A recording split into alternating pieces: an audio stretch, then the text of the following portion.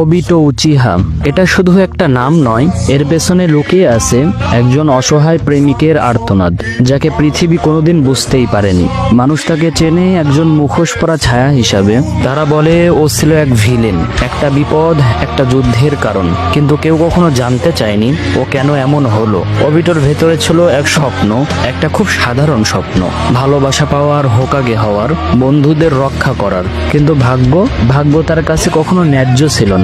একদিন সে দেখলো যাকে সে সবচেয়ে বেশি ভালোবাসতো সে তার চোখের সামনে মারা যাচ্ছে, তাও তারই বন্ধুর হাতে। ঠিক সেই মুহূর্তেই অবিটো মরে গিয়েছিল। দেহটা বেঁচে ছিল, কিন্তু তার হৃদয়টা ছিন্ন ভিন্ন হয়ে গিয়েছিল। তারপর থেকেই সে নিজের উপরে একটা মুখোশ চাপায়, একটা ছায়া হয়ে যায়, শুধু প্রতিশোধ নিতে নয়, পৃথিবীকে এমন এক ঘুমে ফেলে দিতে যেখানে কেউ আর কখনো ব্যথা পাবে না। কিন্তু এটা ছিল এক ভুল সিদ্ধান্ত, কিন্তু সেই ভুলটার মাঝেও লুকিয়েছিল একটা পবিত্র ভালোবাসা। অবিটো উচিহা আমাদেরকে শিখিয়ে যায় কেউ ভিলেন হয়ে জন্মায় না, কেউ বারবার ভেঙে যেতে যেতে একদিন ভিলেন হয়ে যায়। সে আমাদেরকে শিখিয়ে গিয়েছে ভালোবাসা যখন অবহেলায় হারিয়ে যায় তখন মানুষ শুধু ঘৃণাতেই বাঁচতে শিখে। সে আমাদেরকে দেখিয়ে গিয়েছে একটা মানুষ যখন নিজের প্রিয়জনের মৃত্যু নিজের চোখের সামনে দেখে তখন তার চোখ বাঁচে, কিন্তু হৃদয়টা আর জাগে না। অবিটো উচিহা আমাদেরকে শিখিয়ে গিয়েছে কখনো কখনো একজন নীরব যোদ্ধার যুদ্ধ থাকে নিজের ভেতরের ভাঙা সত্তার সঙ্গে। সে